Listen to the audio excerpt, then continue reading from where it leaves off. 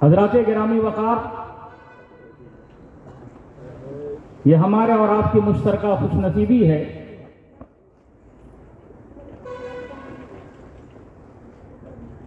کہ علماء کرام کی قیادت میں آج عرس رضوی ہم اور آپ منا رہے ہیں۔ اعلی حضرت کا نام کیوں لیا جاتا ہے؟ اعلی حضرت نے کیا کام کیا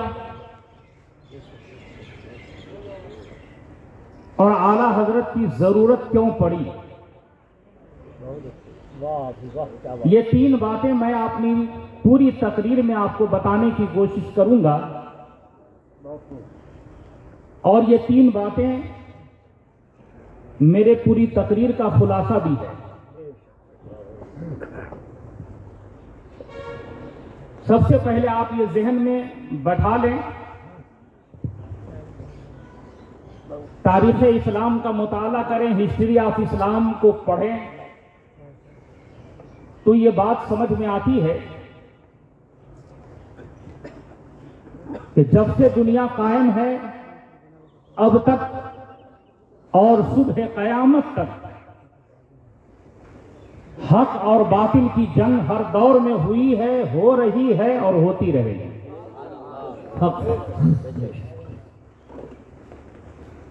اندھیرے اجالے کا ٹکراؤ ہر دور میں ہوا ہے، ہو رہا ہے اور ہوتا رہے گا۔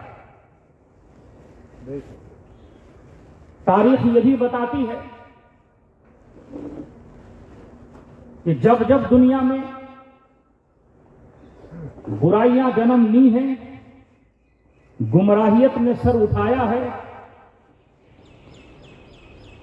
اللہ تبارک و تعالی اہل حق کو دنیا میں بھیجا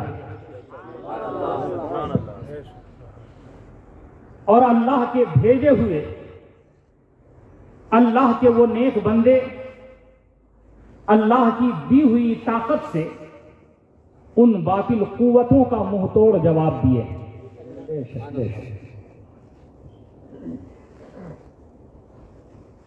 جب جب جیسی ضرورت پڑتی رہی اللہ تبارک و تعالی ویسی قوت دے کر اہل حق کو دنیا میں بھیجتا رہا۔ حضرت آدم علیہ نبی علیہ الصلوۃ والسلام سے لے کر حضرت عیسیٰ علیہ نبی علیہ الصلوۃ والسلام تک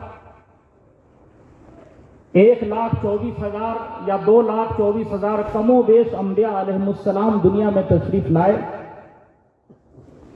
اور سبوں کا مقصد صرف اور صرف یہی تھا کہ اللہ کے بندے کو اللہ کی بارگاہ میں جھکنے کا طریقہ و سلیقہ بتایا جائے۔ اسی مقصد کو لے کر تمام انبیاء علیہ السلام تشریف لائے۔ جیسی ضرورت پڑتی رہی ویسی طاقت لے کے آتے رہے۔ مثال کے طور پر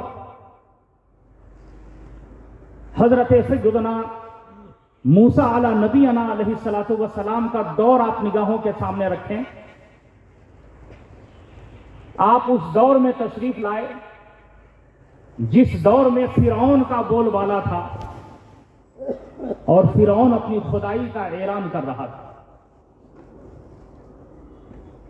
لوگ فرعون کے سامنے سر جھکانے پہ مجبور ہو رہے تھے،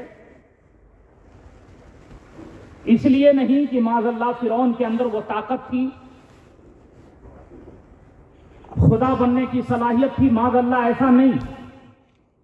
علماء کرام موجود ہیں، ان سے پوچھیں، یہ آپ کو بتائیں گے کہ فرعون کے خدائی کا سبب اس کے جادوگر تھے۔ 70,000 جادوگروں کو فرعون اپنے دربار میں پال رکھا تھا، اور ان کی جادوئی طاقت کی بنیاد پر فرعون اپنے خدائی کا اعلان کر رہا تھا۔ لوگ ڈر کے فرعون کے سامنے سر جھکا رہے تھے۔ ایسے ماحول میں فرعون کا منہ توڑ جواب دینے کے لیے اللہ تبارک و تعالی نے حضرت موسیٰ علیہ السلام کو دنیا میں بھیج دیا۔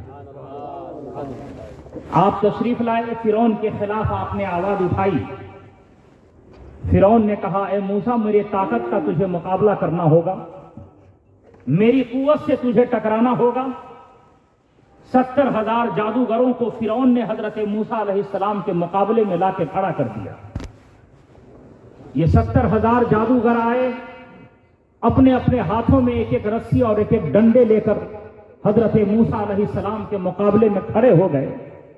70,000 رسیوں کو اور 70,000 ڈنڈوں کو جب جادوگروں نے زمین پہ رکھا تھا تو سب کے سب جادوئی سانپ بن گئے، اور حضرت موسیٰ علیہ السلام تنو تنہا ایک طرف کھڑے ہیں۔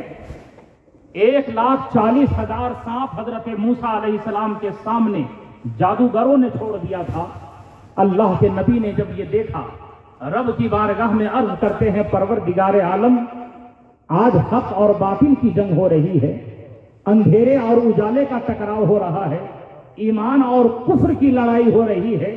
میرے مولا، اگر آج ہم شکست کھا گئے اور فرعون غالب آ گیا تو دنیا یہ کہنے پہ مجبور ہو جائے گی کہ معاذ اللہ فرعون حق پہ ہے، موسیٰ ناحق پہ ہیں۔ میرے پروردگار میری مدد فرما۔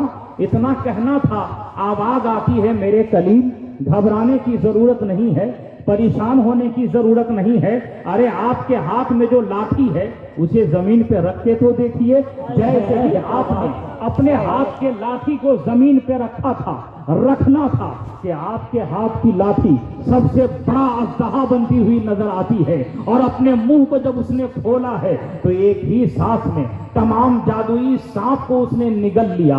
اب جادوگروں نے دیکھا میرے سارے طاقت ایک ہی جھٹکے میں ختم ہو گئے ہیں۔ اب دوبارہ جب اس اژدہے نے منہ کھولنا چاہا تھا، جادوگروں نے دیکھا کہیں میرے جان کے نہ لالے پڑ جائے، لہذا بہتری اسی میں ہے کہ دین موسوی کو قبول کر لیا جائے۔ چنانچہ سب جادوگروں نے حضرت موسیٰ علیہ السلام کا کلمہ پڑھ کے دین موسوی کو قبول کر لیا، اور سب بیک زبان ہو کر پڑھنے لگے تھے لا الہ الا اللہ موسیٰ کلیم اللہ۔ اے کولار کے سنی جنتی بھائیوں، دیکھا آپ نے جیسی طاقت لوگوں کو گمراہ کر رہی تھی، اللہ تعالیٰ اس سے اچھی قوت اہل حق کو دنیا میں بھیج رہا ہے۔ میرے پیارے قریب سے آئیے تاریخ اسلام آپ دیکھیے، اللہ کے نبی حضرت عیسیٰ علیہ نبی علیہ السلام اس زمانے میں تشریف لائے جس زمانے میں انسان پڑھ لکھ کر کے ترقی یافتہ ہو چکے تھے، اور انسانوں نے کس بیماری کا علاج کس جڑی بوٹی سے کرنا ہے اس کی کھوج کر لیا تھا، اور تمام جڑی بوٹیوں کو اکٹھا کر کے بیماروں کا علاج کرنا لوگوں نے شروع کر دیا تھا۔ لوگ آتے، اس وقت کے ڈاکٹر، اس وقت کے اطباء اور حکماں ان کا علاج کرتے، اور جب وہ شفا پا کے جانے لگتے تو اس وقت کے اطباء اور حکماں اپنی طاقت کو گمراہیت کا ذریعہ بناتے ہوئے لوگوں سے کہتے اے لوگوں دیکھو تم مرنے والے تھے، میرے علاج سے تم بچ گئے ہو، لہذا ہم تمہارے خدا ہیں۔ لوگ مجبور ہو کے اس کے سامنے سر جھکانے لگے۔ کسی کی آنکھ کی روشنی کم ہو جاتی، وہ اس کا علاج کرتے اور لوگوں کو تاکید کرتے دیکھ تیرے آنکھ کی روشنی جانے والی تھی، ہم نے اسے بچا لیا ہے، ہم تمہارے خدا ہیں۔ کسی کے جسم پہ پھوڑے پھنسیاں نکل جاتی، لوگ اس کا علاج کرتے، اور جب وہ شفا یاب ہو جاتے تو اس وقت کے اطباء اور حکماں کہتے دیکھ تیرے جسم پہ یہ پھوڑے پھنسیاں ہو گئے تھے، ہم نے علاج کیا تو شفا یاب ہو گیا ہے، ہم تیرے خدا ہیں۔ اب میرے پیارے دیکھو، فن حکمت گمراہیت کا سبب بن رہا تھا، فن حکمت گمراہیت کا ذریعہ بن رہا تھا۔ ایسے دور میں اللہ تبارک و تعالیٰ نے اس وقت کے اطباء اور حکماء کو منہ توڑ جواب دینے کے لیے حضرت عیسیٰ علیہ السلام کو جانے مسیحا بنا کر کے دنیا میں بھیج دیا۔ آپ تشریف لائے، اور آنے کے بعد آپ نے اس وقت کے اطباء اور حکماء کی جماعت کی ان کی آنکھوں میں آنکھیں ڈال کر کے آپ نے ارشاد فرمایا تم اپنے خدائی کا اعلان کر رہے ہو، وجہ کیا ہے؟ لوگوں نے کہا تھا اے عیسیٰ ابن مریم سنو، جن کے آنکھ کی روشنی کم ہو جاتی ہے ہمارے علاج سے وہ بڑھ جایا کرتی ہے، جن کے جسم پہ پھوڑے پھنسی نکل جاتے ہیں وہ شفا یاب ہو جاتے ہیں، اگر کوئی بیمار آتا ہے نکاحت و کمزوری بڑھ جاتی ہے میرے علاج سے اس کی توانائی لوٹ جاتی ہے، لہذا ہم اس کے خدا ہیں، ہم اس کے خدا ہیں، ہم اس کے مالک ہیں، یہ ہمارے سامنے سربسجود ہو جائیں، یہی ہماری آرزو و تمنا بننا ہے. حضرت عیسیٰ علیہ السلام نے پیغمبرانہ شان و شوکت کے ساتھ کھڑے ہوتے ہیں اور ارشاد فرماتے ہیں سن تو نے مرنے والے کو بچایا ہے, جس کے آنکھ کی روشنی کم ہو گئی اسے تو نے بڑھا دیا ہے, جس کے جسم پہ پھوڑے پھنسی نکل گئے اسے تو نے شفا دے دی ہے. لیکن یہ بتا اب تک کسی مردے کو زندگی دیا ہے یا نہیں؟ اب تک کسی پیدائشی اندھے کو آنکھیارا بنائے ہو یا نہیں؟ ارے جسے کوڑ کا مرض ہو گیا ہو اسے تو نے شفا دیا ہے یا نہیں؟ یہ 3 سوالات جب آپ نے رکھے ہیں سب کے سب مبہوت ہو گئے, گونگے اور بہرے بنے کھڑے ہو گئے اور للچائی ہوئی نظروں سے حضرت عیسیٰ علیہ السلام کے چہرے مبارکہ پہ تکنے لگے اور شرمندہ ہو کر سر جھکا لیے اور دبی زبان سے آخر میں یہ کہنے لگے اے عیسیٰ ابن مریم, ہم نے تو اب تک کسی مردے کو زندہ نہیں کیا, ہم نے اب تک کسی پیدائشی اندھے کو اختیارہ نہیں بنایا, ہم نے اب تک کسی کوڑ کے مریض کو شفا نہیں دیا. آپ نے کہا پھر خدائی کا دعویٰ کیسے کرتے ہو؟ لوگ شرمندہ ہو کے کھڑے ہو گئے. آپ ارشاد فرماتے ہیں سن میں خدا نہیں, خدا کا بھیجا ہوا نبی و رسول ہو, تم لوگوں کی رشد و ہدایت کے لیے آیا ہوں, لیکن مجھے میرے رب نے اتنا کمال اور اتنی طاقت و قوت دی ہے کہ تم لوگوں نے اب تک کسی مردے کو زندہ نہ کیا. میرے سامنے مردے کو لاؤ, ہم ٹھوکر ماریں گے زندگی مل جائے گا. پیدائشی اندھے کو لاؤ, ہم ہاتھ پھیر دیں گے ہتھیارہ بن جائے گا. کوڑ کے مریض کو لاؤ, ہم ہاتھ پھیر دیں گے شفا مل جائے گی. میرے پیارے تاریخ یہ بتاتی ہے اللہ کے نبی کی بارگاہ میں مردے لائے جاتے, ٹھوکر مار دیتے زندگی مل جاتی. پیدائشی اندھے لائے جاتے, ہاتھ پھیر دیتے ہتھیارہ بن جاتا. کوڑ کا مریض لایا جاتا, ہاتھ پھیر دیتے شفا یابی مل جاتی. میرے پیارے دیکھا آپ نے جس دور میں جیسی طاقت لوگوں کو گمراہ کرتی ہے اللہ تبارک و تعالی اس سے اچھی طاقت اہل حق کو دے کر دنیا میں بھیجتا ہے. حضرت عیسیٰ علیہ نبینا علیہ الصلوۃ والسلام کے بعد میرے اور آپ کے نبی صلی اللہ تعالی علیہ وسلم کی تشریف آوری ہوئی. مصطفیٰ جان رحمت تشریف لائے, شمع بزم ہدایت کی آمد ہوئی, جان عالمین تشریف لائے, وجہ کائنات کی آمد ہوئی. طٰہٰ و یاسین تشریف لائے, مزمل و مدثر کی آمد ہوئی. مصطفیٰ جان رحمت کی آمد ہوئی. لیکن سرکار کے آمد کے ساتھ ساتھ ایک اعلان ہو گیا کہ یہ آخری نبی ہیں, یہ آخری رسول ہیں, یہی جان عالمین ہیں, یہی وجہ کائنات ہیں, یہ خاتم الانبیاء ہیں. اب ان کے بعد نبوت کا دروازہ ہمیشہ کے لیے بند, رسالت کا دروازہ ہمیشہ کے لیے بند. اب کوئی نبی کوئی رسول دنیا میں تشریف نہ لائیں گے. اب سوال ہوا اے پروردگار عالم, تیرے بندے یہ سمجھنا چاہتے ہیں مولا کریم اب تک تو یہ دیکھا جا رہا تھا کہ جہاں جہاں سے گمراہیت سر اٹھا رہی تھی تیرے بندے دنیا میں آتے تھے, نبوت کا تاج سجا کے آتے تھے, رسالت کا تاج سر پہ ہوتا تھا, اور وہ آ کر کے اپنی شان رسالت اور شان نبوت کے ساتھ کھڑے ہوتے تھے اور باطل قوتوں کا منہ توڑ جواب دیتے تھے. لیکن مولا جان عالمین کے بعد نبوت کا دروازہ بند, رسالت کا دروازہ بند, لیکن اب ان کے بعد اگر گمراہیت سر اٹھائے گی, برائیاں جنم لیں گی, کفر و شرک اپنے گھنگور گھٹاؤں اور بادل اور برسات کے ساتھ جب اہل ایمان کو ڈرائیں گے تو اس وقت کون لوگ ہوں گے جن کے سر پہ یہ ذمہ داریاں دی جائیں گی, جن کے ماتھے پہ یہ صحرا سجایا جائے گا؟ کون ہوں گے جو اس ذمہ داری کو نبھائیں گے؟ نبی نہیں آئیں گے, رسول نہیں آئیں گے, پھر کون لوگ آئیں گے؟ تو رب کی رحمت نے آواز دیا تھا میرے بندے گھبرانے کی ضرورت نہیں ہے, پریشان ہونے کی ضرورت نہیں ہے. ارے سنو سنو, نبوت و رسالت کا دروازہ بند ہو گیا, نبی و رسول نہیں آئیں گے, لیکن نائب نبی ہر دور میں آتے رہیں گے, نائب رسول ہر دور میں آتے رہیں گے. ارے سنو سنو, جس کام کو دین مسلم کو چلانے کے لیے انبیاء کرام تشریف لاتے تھے, اب اسی کام کو دین محمدی کو چلانے کے لیے علماء کرام کیا بات ہے، بہت عمدہ، کیا بات ہے، بہت خوب. نبی نہیں آئیں گے، نائب نبی ہر دور میں آتے رہیں گے، نائب رسول ہر دور میں آتے رہیں گے. ہاں کام پہلے بھی ہوتا تھا، کام اب بھی ہو رہا ہے، صبح قیامت تک کام ہوتا رہے گا. فرق اتنا ہے کہ پہلے آقا تشریف لاتے تھے، اب غلام تشریف لا رہے ہیں. وہ آقا کی حیثیت سے کام کر رہے تھے، یہ غلام کی حیثیت سے کام کرتے رہیں گے. یہ نائب نبی کی حیثیت سے کام کرتے رہیں گے. کام پہلے بھی ہو رہا تھا، اب بھی ہو رہا ہے. میرے پیارے یہی وجہ ہے کہ میرے نبی کے تشریف لے جانے کے بعد حضرت ابو بکر کی صداقت پرچم اسلام کو بلند کرنے لگی. ان کے بعد حضرت عمر کی عدالت نظریہ اسلام کو سمجھانے لگی. ان کے بعد حضرت عثمان غنی کی سخاوت رسول اللہ کے دیے ہوئے نظام کو دنیا کے سامنے پیش کر دیا. ان کے بعد حضرت علی کی شجاعت پرچم اسلام کو بلند کرنا شروع کر دیا. ان کے بعد حضرت حسن مجتبی کا صبر و تحمل نظریہ اسلام کو پیش کرنے لگا. ان کے بعد حضرت سیدنا امیر معاویہ کی دانائی و چالاکی نظریہ اسلام کو پیش کرنے لگے. ان کے بعد حضرت امام حسین کی شہادت پرچم اسلام کو بلند کیا.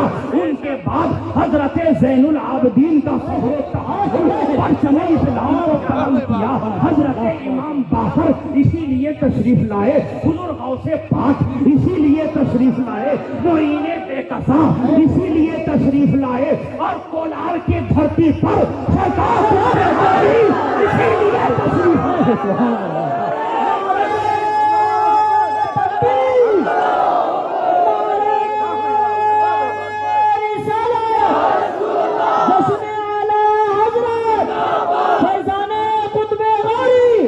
سبحان اللہ.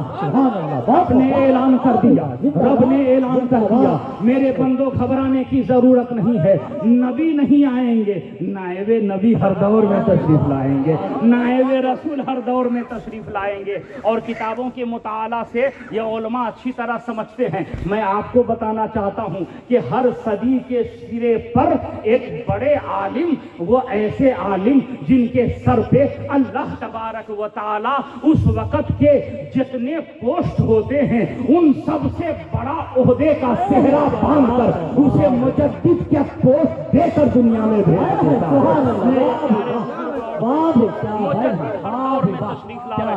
میرے پیارے مجدد ہوتا کیسا ہے؟ مجدد کہتے کس کو ہیں؟ مجدد کی ذمہ داریاں کیا ہوتی ہیں؟ تو ایک لفظ، دو چار لفظوں میں اس کو سمجھا کے آگے بڑھاتا ہوں.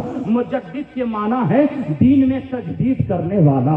مجدد کے معنی ہے دین کے مزاج کو دنیا کے سامنے پیش کرنے والا. مجدد کا معنی ہے نبی کونین صلی اللہ تعالی علیہ وآلہ وسلم کے شریعت پہ خود بھی وہ عمل کرتا ہے اور دوسروں کو بھی عمل کرنا سکھاتا ہے. ارے مجدد وہ ہوتا ہے جو نبی کے سنتوں کا پابند ہوتا ہے. داڑھی خطی رکھنے والا مجدد ہو ہی شریعت کے خلاف قدم کرنے والا مجدد ہو ہی نہیں سکتا ہے. خلاف کام کرنے والا مجدد ہو ہی نہیں سکتا ہے. نبی کے شریعت کے خلاف کام کرنے والا مجدد ہو ہی نہیں سکتا ہے. مجدد وہ ہوتا ہے جو نبی صلی اللہ تعالی علیہ وآلہ وسلم کے دیے ہوئے نظام پہ مکمل خود بھی عمل کرتا ہے اور لوگوں کو عمل کرنے کی دعوت بھی دیتا ہے. ارے جو مجدد ہوتا ہے اس کی نگاہ پوری دنیا پہ ہوتی ہے. جہاں جہاں سے برائیاں سر اٹھاتی ہے وہیں سے مجدد اس کا میجر آپریشن کرتا ہوا لگا. مجدد وہ ہوتا ہے جس کی نگاہ ہر چہار جانب ہوتی ہے. جہاں جہاں سے نبی کے خلاف کوئی آواز اٹھاتا ہے مجدد وہیں سے اس کے قلعے میں آخری کیل ٹھوکتا ہوا نظر آتا ہے. میرے پیارے بزرگ اور دوستو، حضرت محبت، عشق محبت.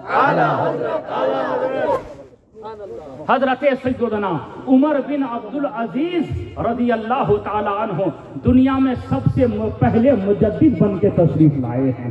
وہیں سے مجددیت کا دور شروع ہوا ہے. میرے پیارے بزرگوں اور دوستو، میرے پیارے، جب جب جیسی جیسی ضرورت پڑتی رہی ویسی ویسی طاقت دے کے اللہ تبارک و تعالی اہل حق کو دنیا میں بھیجتا رہا. میرے پیارے، امام حسن مجتبی کے بعد جب یزید نے اپنی یزیدیت دکھانے کی ناپاک سعی کی تو اللہ تبارک و تعالی نے یزیدیت کا خاتمہ کرنے کے لیے حسین ابن علی کو دنیا میں بھیج دیا.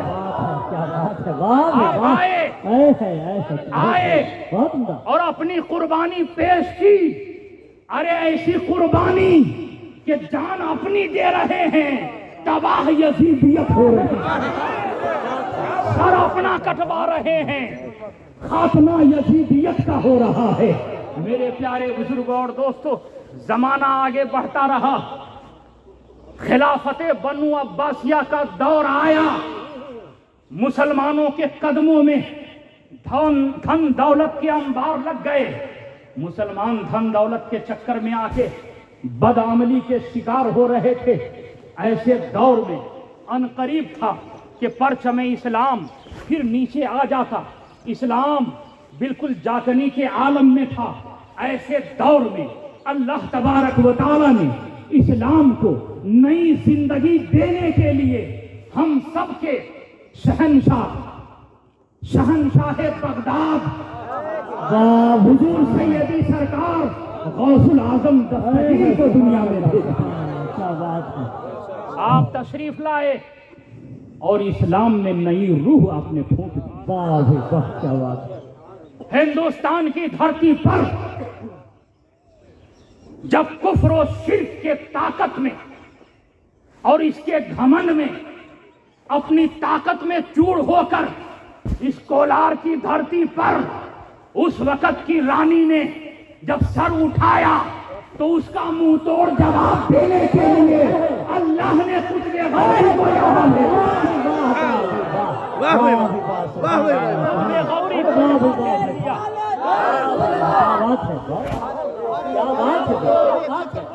اور اس شان کے ساتھ تشریف لائے، اس شان کے ساتھ تشریف لائے کہ اسی سرزمین پہ رکھا گیا، زور سے اسی سرزمین پہ رکھا گیا. کہنے والوں نے کہا اٹھاؤ جنازہ لے کے چلے جاؤ، رانی کے آمد کی گھڑی قریب ہے، وہ ناراض ہو جائے گی، برہم ہو جائے گی، تم پہ ظلم ڈھائے گی، چلے جاؤ. اٹھایا گیا، جنازہ اٹھ نہیں رہا ہے، اٹھ نہیں رہا ہے. رانی کی سواری آ گئی، پوچھا پوچھنے والوں نے کیا بھیڑ لگا رکھا ہے؟ کہا کچھ فقیر آئے ہوئے ہیں. کس کو لے کے آئے ہوئے ہیں؟ اپنے پیر کے جنازے کو لے کے آئے ہوئے ہیں. کیا ہوا؟ کہا رکھا ہے لیکن اٹھ نہیں رہا ہے. کہا اٹھاؤ. 2 4 10 آئے، 2 4 20 نہیں، 100 200 نہیں، ہزاروں کی تعداد میں آئے. اٹھا نہ سکے، ہاتھی بلائے گئے، زنجیریں باندھی گئی، زنجیریں ٹوٹ گئی، لیکن جنازہ اٹھنے کے لیے تیار نہیں. رانی جب آگے آئی، آنے کے بعد دیکھا، چہرہ دیکھا تو دیکھنے کے بعد کہہ رہی ہے ارے جب غلام کا چہرہ ایسا ہے تو ان کے آقا کا چہرہ ایسا جب غلام کا چہرہ ایسا ہے تو ان کے آقا کا چہرہ کیسا ہوگا. اس نے کہا تھا ارے جب کولار کے جھومر ایسے ہیں تو مدینے کے جھومر کیسے ہوں گے.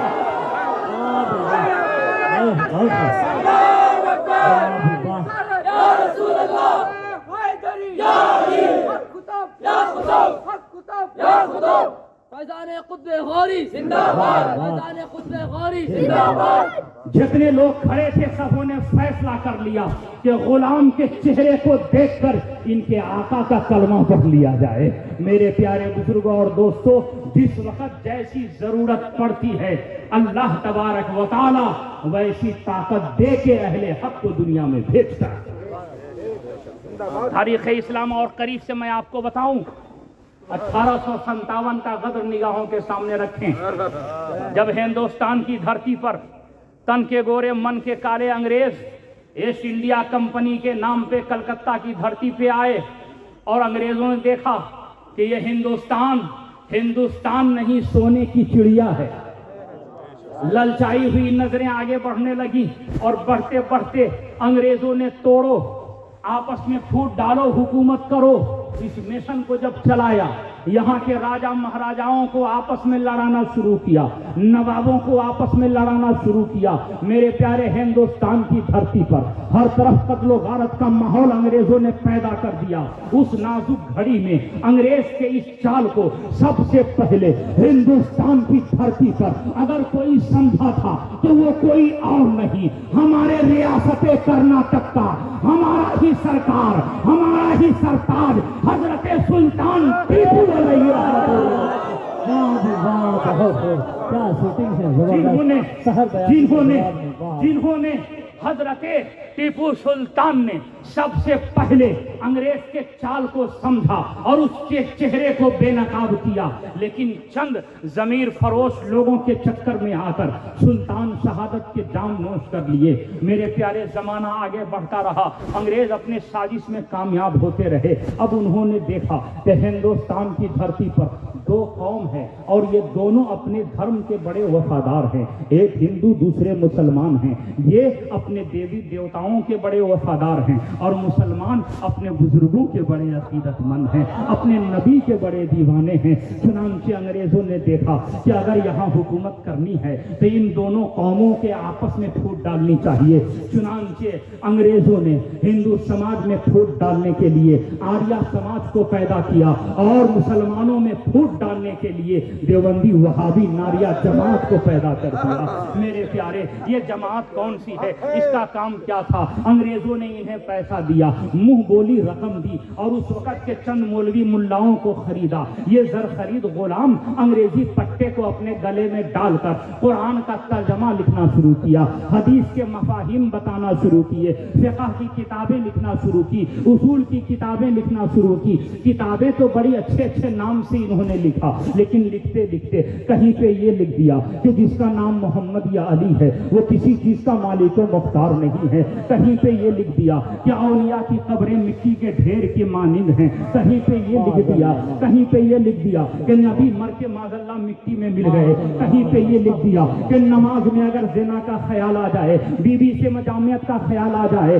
تو نماز ہو جائے گی، لیکن نبی کا اگر خیال آ جائے تو نماز نہ ہوگی۔ ترجمہ قرآن کے نام پہ ان ظالموں نے یہاں تک لکھ دیا کہ میرے نبی صلی اللہ تعالی علیہ وآلہ وسلم کے حوالے سے لکھا، اے نبی ہم نے تجھے فتح مکہ دی تاکہ تیرے اگلے پچھلے گناہوں کو معاف کر دیا جائے۔ میرے پیارے بزرگوں اور دوستو، جب ایسی کتابیں لکھنا شروع کیا ان ظالموں نے، گویا منظم طریقے سے تحریک انگریز کے پرچم تلے یہ چلائی جا رہی تھی کہ مسلمان نام کے رہ جائیں، ان کے سینے سے اس کے رسول کی شمع بجھا دی جائے، ان کے سینے سے محبت رسول کا چراغ بجھا دیا جائے، ان کے سینے سے عظمت اولیاء نکال دیا جائے، ان کے سینے سے عظمت اہل بیت کو مٹا دیا جائے، رسول اللہ کی تعلیمات، رسول اللہ کی تعظیم ان کے سینے سے نکال دی جائے۔ جب ہر چہار جانب اس طرح کی ناپاک کوششیں عام ہونے لگی، کتابیں بٹنے لگی، لوگوں کو مجبور کیا جانے لگا، جو ان کے خلاف آواز اٹھاتا انگریزی حکومت اس پہ قہر برسانا شروع کر دیتی، پھانسی کے سولی پہ چڑھانا شروع کرتی۔ ایسے ماحول میں چند ایسے بھی لوگ تھے جو گر گرا کر رب کی بارگاہ میں دعا کے لیے ہاتھ اٹھا دیے تھے، اے پروردگار عالم، وہ اسلام جس کی سچائی سیدہ کے لال نے اپنی قربانی دے کے کیا تھا، ارے وہ اسلام جس کی سچائی حضرت امام احمد ابن حنبل نے اپنے پیٹھ پہ کوڑے کھا کر کے کیا تھا، اے پروردگار عالم، وہ اسلام جس کو آگے بڑھانے میں بزرگوں نے بڑی قربانیاں دی، غوث و خواجہ میرے خواجہ غریب نواز نے قربانی دی، مخدوم پاک نے قربانی دی، قطب غوری نے قربانی دی، حضرت سلطان ٹیپو نے شہادت پیش کر دی، اب پھر سے اس کو دبانے کی کوششیں کی جا رہی ہیں۔ مولا اب کون ہے جو آواز اٹھائے گا، سلطان ٹیپو بھی شہید ہو گئے، قطب غوری بھی اپنے مزار اقدس میں آرام فرمانے لگے، خواجہ غریب نواز بھی اپنے مزار اقدس میں آرام کر رہے ہیں۔ مولا اب کون ہوگا جو اس پرچم اسلام کو بلند کرے گا، کروڑوں مسلمانوں کے دلوں میں بجھتے ہوئے محبت رسول کے چراغ کی لو کو پھر سے تیز کرے گا؟ اب کون آئے گا؟ مولا کسی ایسے کو بھیج دے جو آنے کے بعد چومکھی لڑائی لڑ سکے، ہر ایک کا سینہ سپر ہو کے جواب دے سکے۔ تو میرے پیارے، ایک دن ایسا آیا کہ رب کی رحمت کو جوش آ گیا، رب کی رحمت کو جوش آ گیا، آواز آئی، گویا یہ آواز آئی ہوگی میرے بندے گھبرانے کی ضرورت نہیں ہے، اب ایک ایسے کو بھیج رہا ہوں جو تنہا نہیں جائے گا، غوث کی عطا بن کے جائے گا، خواجہ کی کرامت بن کے جائے گا، قطب غوری کی شان بن کے جائے گا، ارے ٹیپو سلطان کے تلوار کی دھار بن کے جائے گا۔ کیا بات ہے، کیا بات ہے۔ وہ کون ہوگا؟ آواز آئی ہوگی، ارے اسی ہندوستان کی دھرتی پر، شہر محبت بریلی کے دھرتی پر وہ آئے گا، نقی علی خان کا شہزادہ ہوگا، اس گھرانے میں آئے گا، اور آنے کے بعد اس شان کے ساتھ اٹھے گا کہ 4 سال کی عمر میں ناظرہ قرآن مکمل کر لے گا، 6 سال کی عمر میں پہلی تقریر دنیا کے سامنے پیش کر دے گا، 8 سال کی عمر میں تمام علوم و فنون کے سندوں کو حاصل کر لے گا، اور 10-12 سال کی عمر میں مفتی اسلام بن کے فتویٰ لکھنا شروع کر دے گا۔ میرے پیارے، دنیا پریشان تھی، اس کا نام کیا ہوگا؟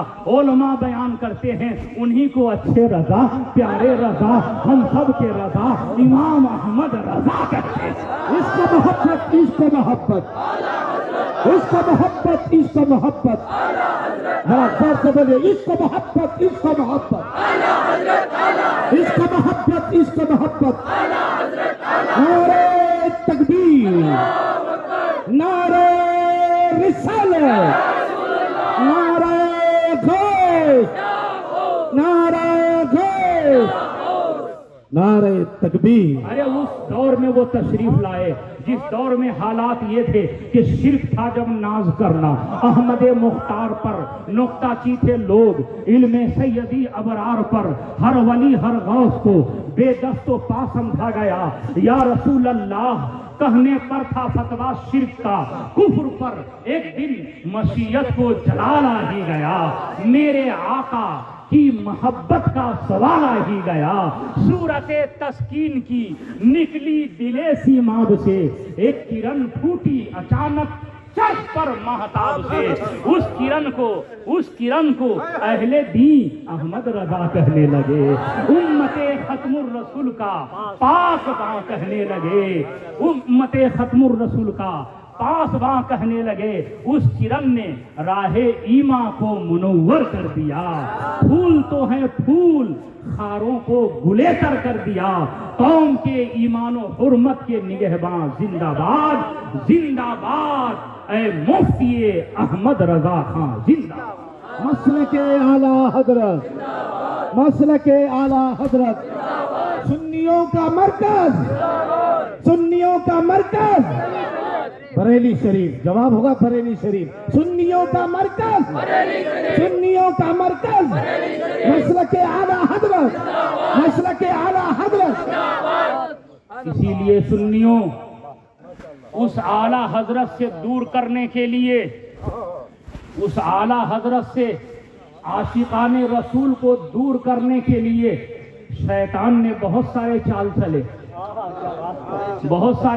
چلے۔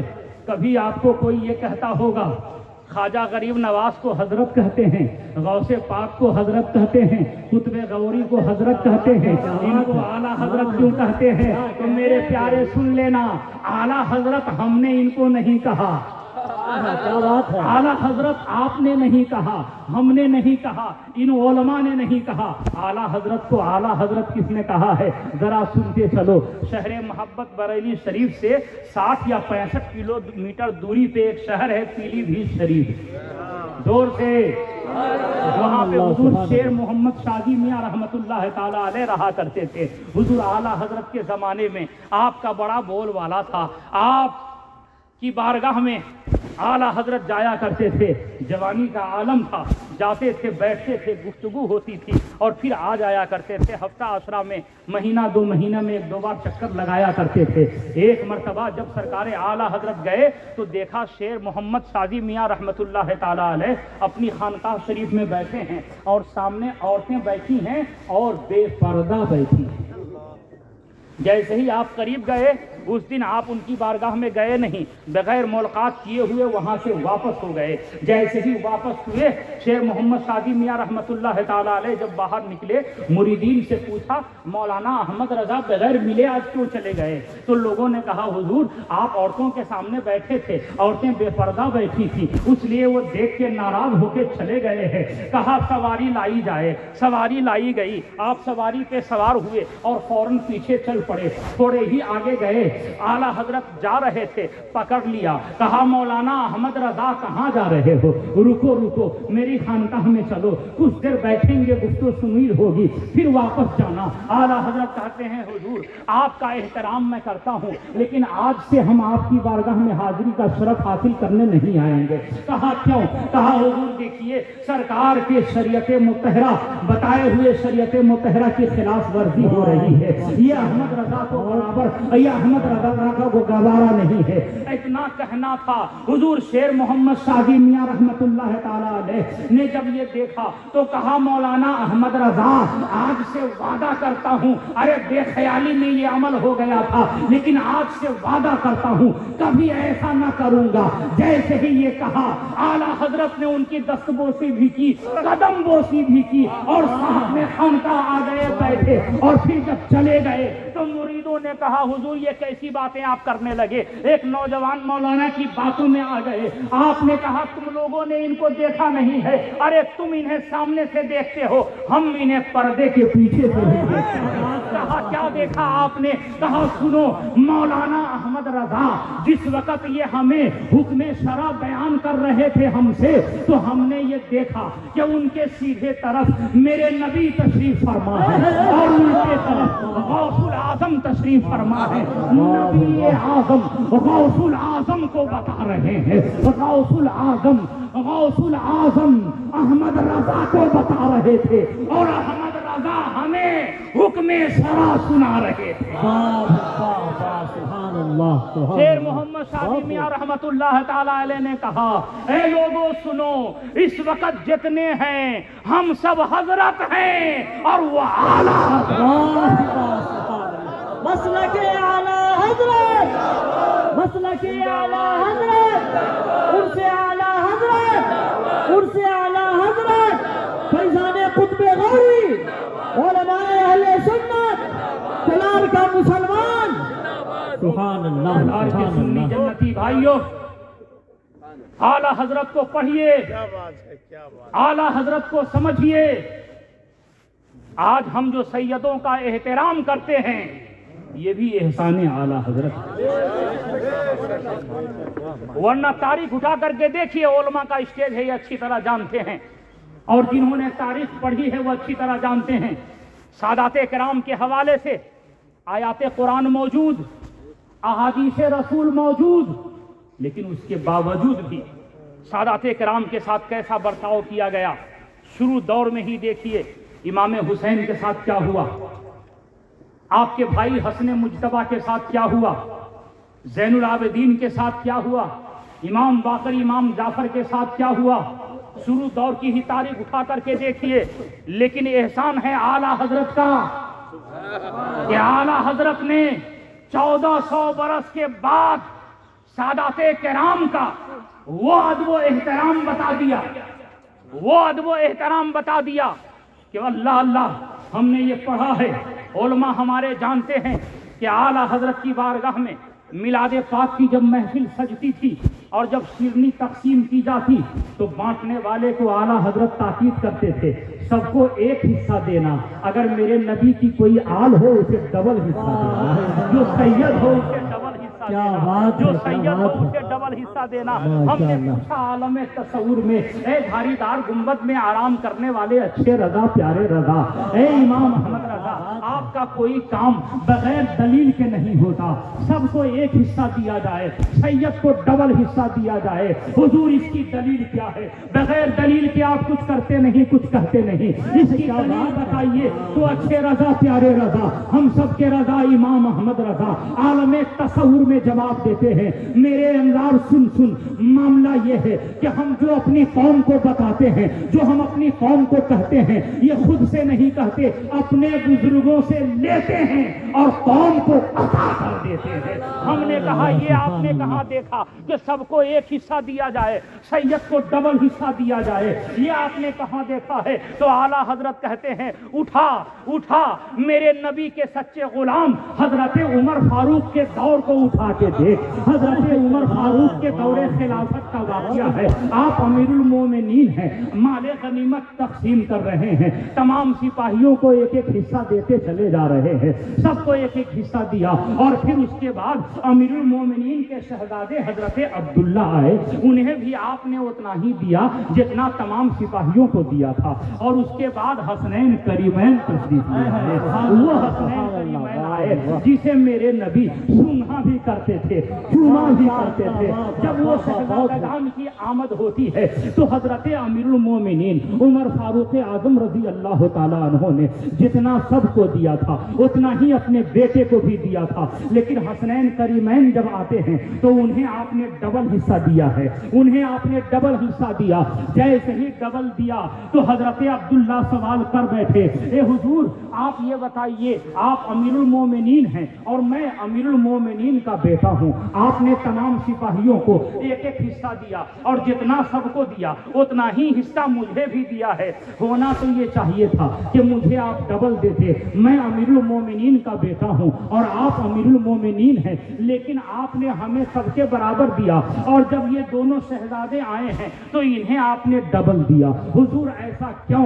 ابھی تو یہ کم سن ہیں، کسی جنگ میں بھی شریک نہیں ہوئے، ہم تو کئی جنگوں میں بھی جا چکے ہیں، ہمیں ڈبل دینا چاہیے تھا، لیکن ان کو آپ نے ڈبل کیوں دیا؟ تو امیر المومنین نے جواب دیا تھا، یہ سچ ہے کہ میں امیر المومنین ہوں اور یہ بھی سچ ہے کہ تم ہمارے بیٹے ہو، لیکن معاملہ یہ ہے کہ تم ہمارے بیٹے ہو اور یہ دونوں میرے نبی کے شہزادے ہیں۔ اعلیٰ حضرت جواب دیتے ہیں، میں نے جو سادات کرام کو ڈبل حصہ دیا ہے یہ آپ نے اسی آقا سے لے کے عطا کر دیا ہے۔ میرے پیارے بزرگوں اور دوستوں، میں نے آج ہی دن میں مسجد الہی میں کہا تھا کہ سادات کرام کو ان کے مرتبے کو سمجھنے والوں نے جب سمجھا تو کوئی پڑھ کے سمجھا، کوئی سن کے سمجھا، لیکن اعلیٰ حضرت کی شان دیکھیے کہ اعلیٰ حضرت نے سادات کرام کو پڑھ کے بھی سمجھا ہے، سن کے بھی سمجھا ہے، اور جب ضرورت پڑی ہے تو سن کے بھی سمجھا، سن کے بھی پہچانا ہے۔ اور مجھے کہہ لینے دیا جائے کہ جو سادات کرام کی عظمت کو پڑھ کے سمجھے اسے حضرت کہتے ہیں، جو سن کے سمجھے اسے حضرت کہتے ہیں، اور جو سن کے سمجھے اسے اعلیٰ حضرت کہتے ہیں۔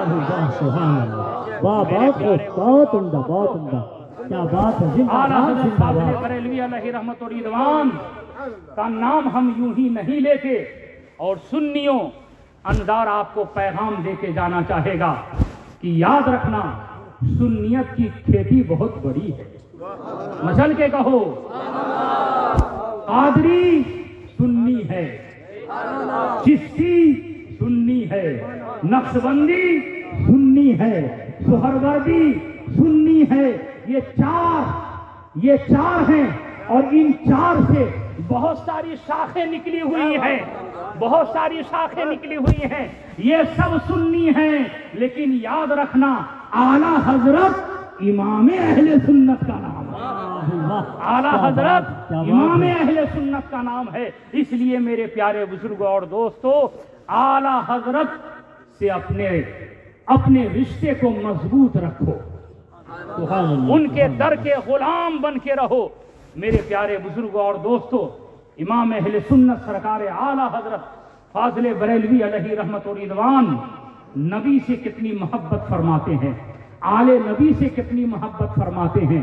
اللہ اللہ، ابھی آپ نے حضرت علامہ حشمت صاحب قبلہ سے، حشمتی صاحب قبلہ سے سماعت کیا، شہاب الدین صاحب قبلہ سے سماعت کیا کہ اعلیٰ حضرت نے جو شعر لکھا، اللہ اکبر، کہا یا رسول اللہ تیری نسل پاک میں ہے بچہ بچہ نور کا، اور تو ہے عین نور کا۔ اور دوستوں، اعلیٰ حضرت نے لکھا، اور ایک شعر تو اعلیٰ حضرت نے ایسا لکھا ہے، مچل کے کہو سبحان اللہ، ایک شعر تو اعلیٰ حضرت نے ایسا لکھا جس کا جواب نہیں، ماشاء اللہ، جس کا جواب نہیں۔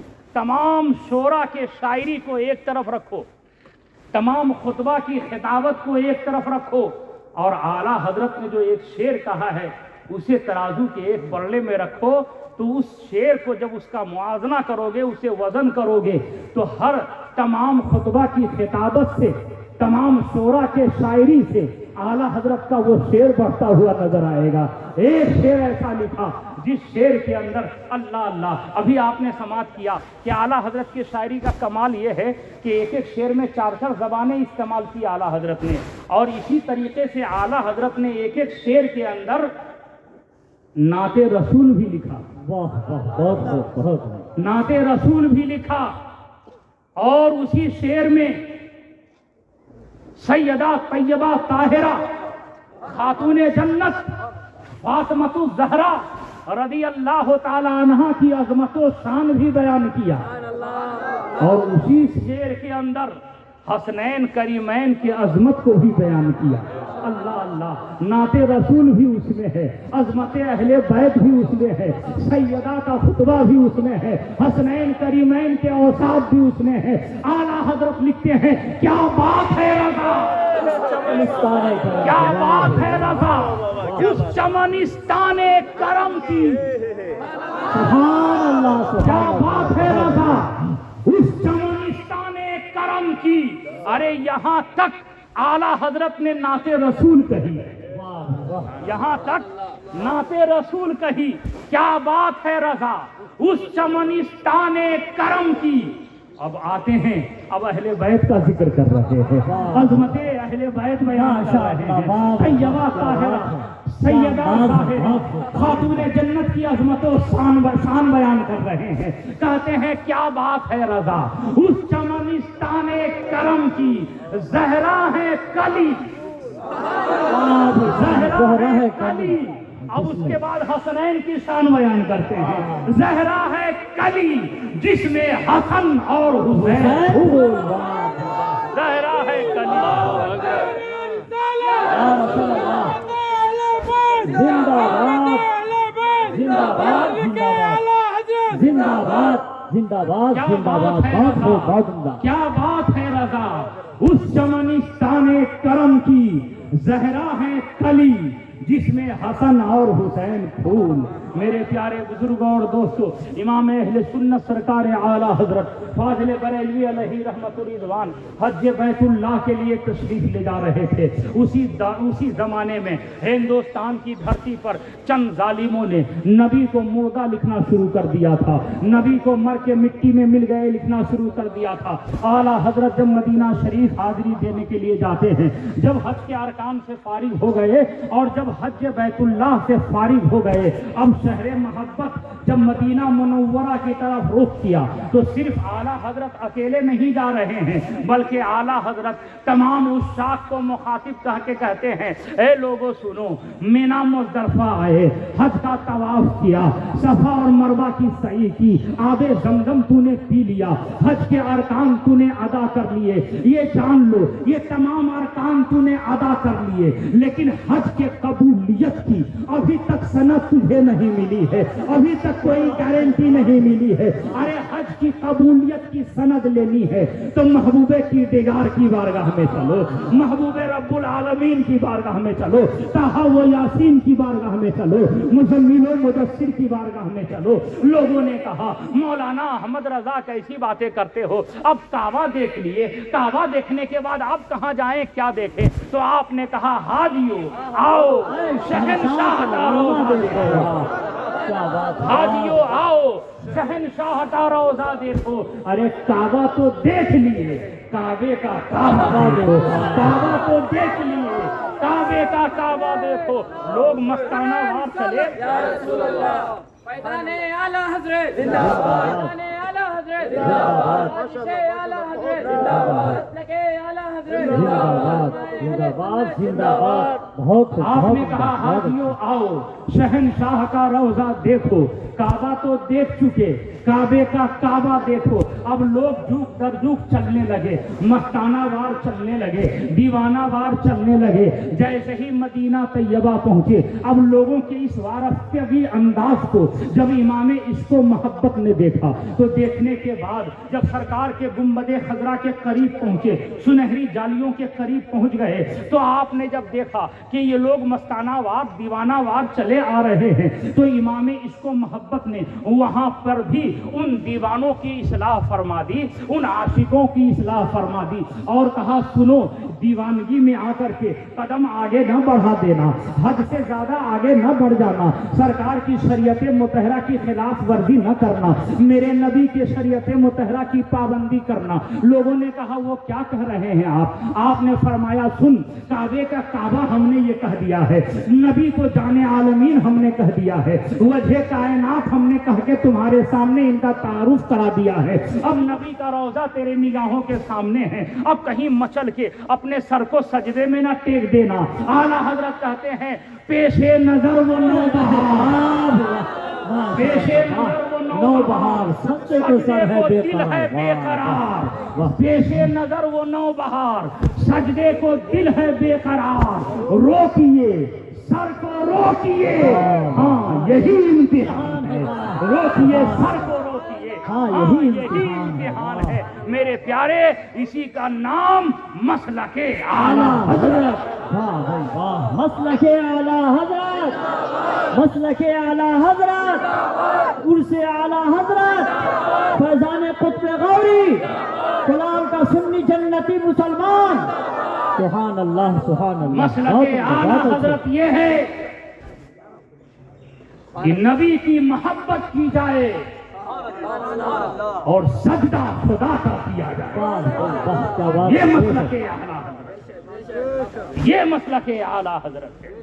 میرے پیارے بزرگوں اور دوستو، اس لیے سنیوں آپس میں متحد رہو، اور ہم الحمدللہ ہر پیر کی تعظیم کرتے ہیں، بے شک بے شک، ہر پیر قابل تعظیم ہے، جو پابند شرع ہے، ہر پیر قابل تعظیم ہے۔ بے شک بے شک، تم کسی بھی سلسلے سے مرید رہو، لیکن یاد رکھنا اعلیٰ حضرت ہم سب کے ہیں، چشتیوں کے بھی اعلیٰ حضرت ہیں، قادریوں کے بھی اعلیٰ حضرت ہیں، نقشبندیوں کے بھی اعلیٰ حضرت ہیں، سہروردیوں کے بھی اعلیٰ حضرت ہیں۔ یہ امام عشق و محبت ہے۔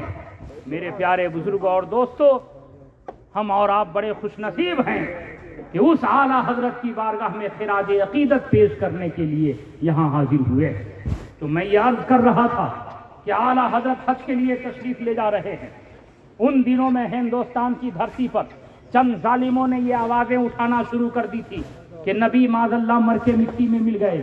اعلیٰ حضرت جب مدینہ پاک میں حاضری کا شرف حاصل کیا، سرکار کی بارگاہ میں حاضر ہوئے، دست وقتہ عرض کیا یا رسول اللہ علیہ الصلاۃ والسلام، میرا تو عقیدہ یہ ہے کہ سرکار آپ زندہ ہیں، میرا تو عقیدہ یہ ہے کہ سرکار آپ زندہ ہیں، لیکن چند ظالم آپ کو مردہ لکھتے ہیں، مردہ کہتے ہیں، مردہ بولتے ہیں۔ سرکار ایسی ایسی آوازیں اٹھ رہی ہے ہندو پاک کی دھرتی پر، میرے آقا آپ کو مردہ لکھنے والے لکھ رہے ہیں، آپ کو مردہ کہنے والے کہہ رہے ہیں۔ میرے آقا میرا عقیدہ تو یہ ہے کہ آپ زندہ ہیں، لیکن سرکار جب آپ زندہ ہیں تو پھر اس غلام کو حالت بیداری میں اپنے شرف دیدار سے نواز دیجیے، اپنے شرف دیدار سے نواز دیجیے۔ اعلیٰ حضرت ایک دن کھڑے ہیں، یہی آرزو و تمنا لیے ہوئے کھڑے ہیں، نماز کا وقت ہوتا، نماز پڑھتے، ضروریات سے فارغ ہوتے اور پھر دربار رسول میں حاضر ہو کر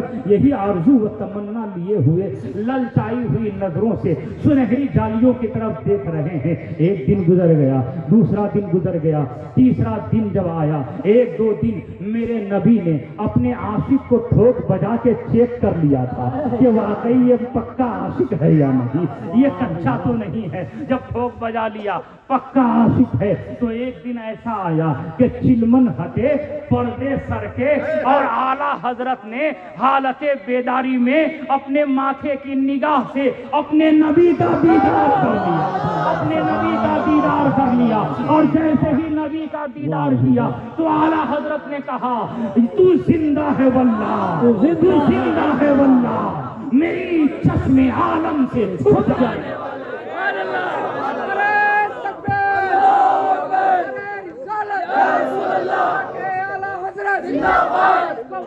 اس کو محبت اعلیٰ حضرت، اعلیٰ حضرت، فیضان اعلیٰ حضرت زندہ باد، فیضان اعلیٰ حضرت زندہ باد، حضور تاج الشریعہ زندہ باد، خلیفہ حضور تاج الشریعہ زندہ باد، خلیفہ حضور تاج الشریعہ زندہ باد، علماء اہل سنت زندہ باد، اعلیٰ حضرت زندہ باد۔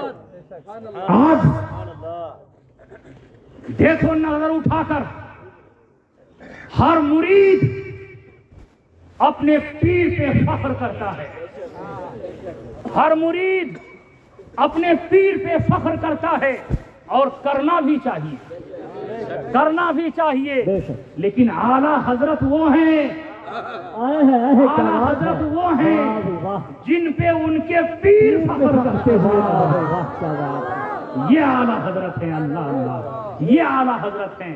اور وہ اعلیٰ حضرت پوری زندگی اس کے رسول کی شمع لوگوں کے دلوں میں روشن کرتے رہے، اور جب آخری وقت آیا، جانے کی گھڑی قریب آئی، ہندوستان کی دھرتی پر شہر محبت محلہ جسولی کے اندر امام عشق و محبت کی روح قبض عنصری سے جب پرواز کرتی ہے، میرے پیارے ٹھیک اسی وقت ملک شام کے ایک بزرگ نے خواب دیکھا تھا۔ وہ کیا دیکھا کہ جان عالمین تشریف فرما ہے، صحابہ کرام کا مجمع ہے، ایسا لگ رہا ہے کہ کسی کا انتظار کیا جا رہا ہے۔ وہ دیکھنے والے بزرگ خواب آگے بڑھے اور انہوں نے کہا یا رسول اللہ علیہ الصلوۃ والسلام، کس کا انتظار کیا جا رہا ہے؟ آواز ملتی ہے میرا ایک عاشق ہندوستان سے آ رہا ہے، احمد رضا ہندی کا انتظار کر رہے ہیں۔ ان کی آنکھیں کھل گئی، جب آنکھ کھلی تو ان کے اندر اضطرابی کیفیت بڑھنے لگی اور فوراً ہندوستان کا سفر کیا،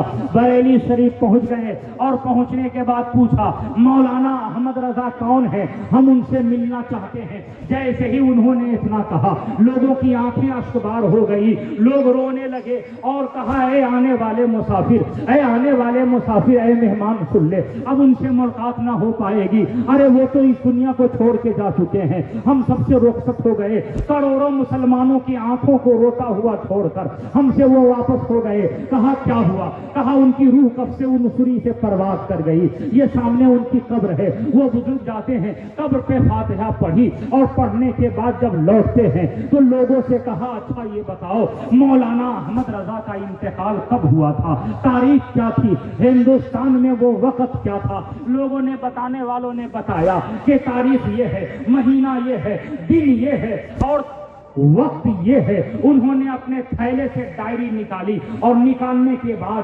بتائی ہوئی تاریخ کو دیکھا اور اپنے لکھی ہوئی تاریخ کو دیکھا، اور وقت کو جب ملایا ہے تو ہندوستان کے ٹائم پہ 2:38 ہو رہے تھے۔ اسی وقت ملک کے شام میں وہ خواب دیکھ رہے تھے، یعنی احمد رضا کی روح یہاں پرواز کر رہی ہے، اور وہ دیکھ رہے تھے حضور ان کا انتظار فرما رہے ہیں۔ میرے پیارے بزرگوں اور دوستوں، وادی رضا کی کوہ ہمالا رضا کا ہے، جس سمت دیکھیے وہ علاقہ رضا کا ہے، ملک سخن کی شاہی تم کو رضا مسلم، جس سمت آ گئے ہیں سکے بٹھا دیے ہیں، اسلام زندہ باد، مسلمان پائندہ باد، مسلک اعلیٰ حضرت زندہ باد، سنیت پائندہ باد، خوب کی سیر چمن، پھول چنے شاد رہے، باغ جاتا ہوں میں، گلشن تیرا آباد رہے۔ السلام علیکم ورحمۃ اللہ وبرکاتہ۔ ماشاء اللہ، بہت خوب، کھڑے ہو جائیے، صلاۃ و سلام کے جانے رحمت تیرا کو سلام